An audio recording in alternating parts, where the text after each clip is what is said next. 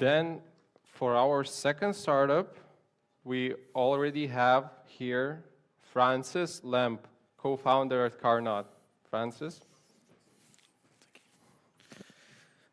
Hello, everyone. Hey, Francis.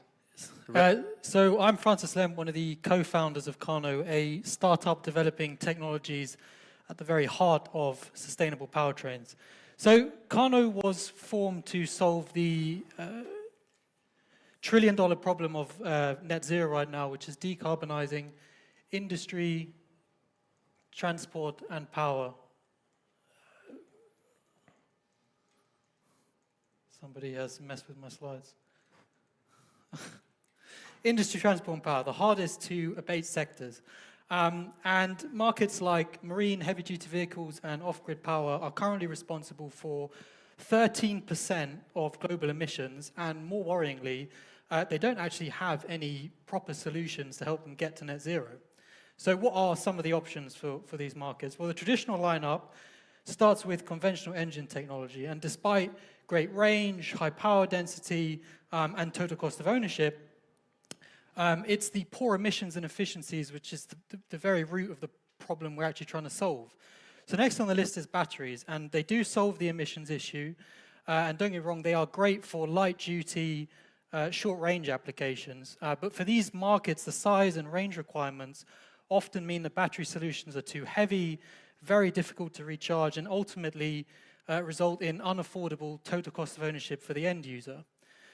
Fuel cells are facing very similar problems, and actually for all hydrogen-only technologies, there's the additional problem of how expensive green hydrogen is and the infrastructure required to make it happen. So really, the best solution for these markets should be a clean and efficient engine. And so Carnot can actually solve this problem with the world's most efficient, low to net zero, fuel-agnostic powertrain. And granted, that's quite a mouthful, so let me try and break that up. At the core is our advanced ceramic engine technology, which actually allows us to eliminate completely traditional engine cooling systems, which are the biggest driver of inefficiencies and high emissions in modern engines. Our advanced design uses advanced technical ceramics that can operate without cooling and actually bring step changes in efficiency that has never been seen before in this sector. But we didn't stop there. Ultimately, our goal is to provide sustainable power. So we've been developing these engines to be completely fuel agnostic. And so not only can they run on hydrogen, but they can also run on e-fuels, ammonia, and biofuel, and blends, with a simple, easy-to-replace, modular fuel delivery system. So what is the current state of the technology? Well, last year, we secured 2 funded industry partnerships, one with Carisbrooke, which is a modern-day shipbuilder and fleet operator, and Oz Minerals, a modern-day Australian mining company. And the project's focused on the development of a containerized hydrogen and ammonia-fueled power unit. And we discovered that when operating on this fuel blend, we were actually more affordable than diesel, and with NOx emissions below California standards, and with a serious potential to eventually make them completely zero and negligible. So this major breakthrough means that we can actually make net zero happen right now, making it as affordable and practical as diesel, making us the powertrain of choice for not only hydrogen, but all fuels.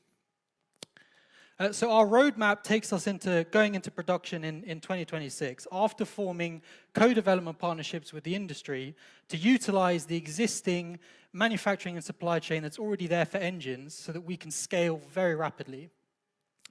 We're going to target low barrier markets first, like static power generation and auxiliary power units, before going into main propulsion systems for the heavy goods vehicle markets and marine sector.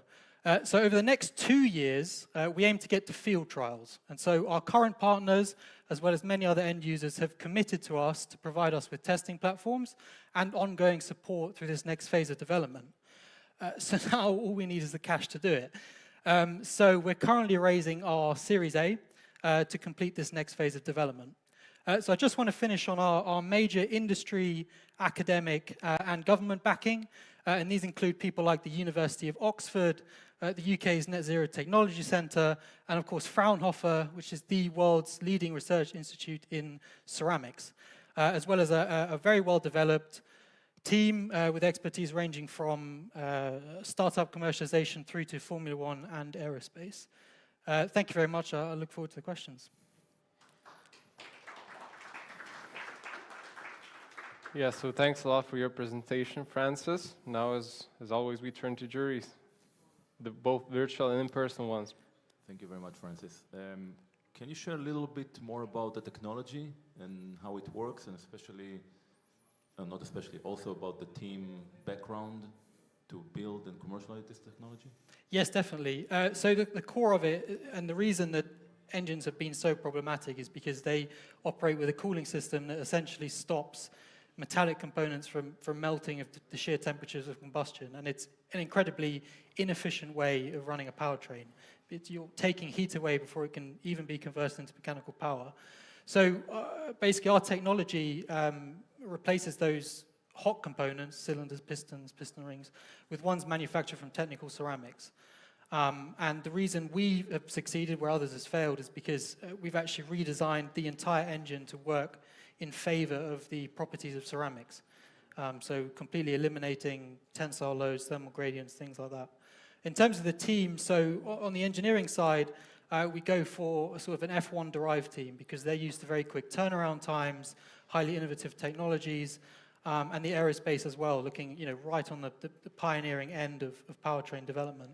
But we also saw gaps in our founding team initially, and so brought on people that have experience in commercializing IP-intensive technologies, both from the university as well as people that have founded and exited their own startups as well.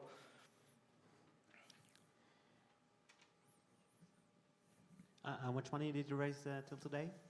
So we raised a total of 1.7 million to date. We were founded at the end of 2019, and so that's a mixture of equity funding and government grant funding.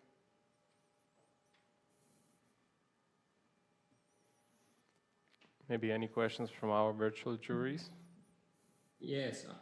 How far along is the engine at this point? So we have a working prototype in our test facilities in the UK where we've demonstrated directly our engine versus an equivalent sized metallic one to show the heat balance, showing that we actually are twice as thermally efficient, as well as the demonstrator projects for Oz and Carisbrooke, showing that we can achieve clean combustion with things like hydrogen and ammonia, and really importantly that we can achieve hydrogen combustion with absolutely negligible NOx, which is one of the biggest problems at the moment. We're looking at hydrogen combustion in general. And it runs on compressed hydrogen or liquid, right? Yes, although we focus primarily on compressed hydrogen at the moment, as well as blends with hydrogen and ammonia together. In terms of your go-to-market, is it a drop-in replacement for typical vehicular or other powertrains or generators, or do you need to rebuild the rest of the balance of system? So could, say, Cummins, diesel, or Volvo generators take this and just drop it in? Yes, so we're not retrofitting an existing engine. We will be providing a new engine completely from the top end right through to the bottom end. But in terms of retrofitting vehicles and existing generator assets in the field, that's something we can definitely do and will pursue as well as new build markets. What will be the key milestones that you are looking to achieve with the Series A round? Sorry about that. Can you say that again? What will be the key milestones that you are looking to achieve with the Series A round funds? So like I said, we have commitments to essentially get to field trials. So people have offered vessels and assets in the mining field to use with our engine and technology. It's a key milestone in terms of certification and validation to get it running in the field. So the money will go towards expanding the team, so turning it from 12 full-time employees through to 30. And essentially go from where we are now, which is a bench scale prototype, into producing up to 5 in the field assets, and then go through a series of testing phases running from different fuels and demonstrating that the efficiency points in the field that our emissions are in fact low for both NOx and CO2, and showing that we can operate both diesel and then do the transition in the field to hydrogen and various other fuels as well. Cool. Any last questions we have? Yeah, so you're essentially building a new engine, which is quite ambitious. The plan is to be an engine builder or to license it, and also from cost point of view, how the scaled up version is going to compare against current combustion engines. Make it very short, 10 seconds left. So you're absolutely right. Basically, we want to form co-development partnerships because there's a lot of capacity and supply chain existing for engines, which can help us scale very rapidly. So they would come on to give us design for manufacture, design for cost advice, partners in the existing industry. Okay. Yeah. Thanks a lot, Francis. Oh, later. And Thank you very much. I think you can meet at the later networking break and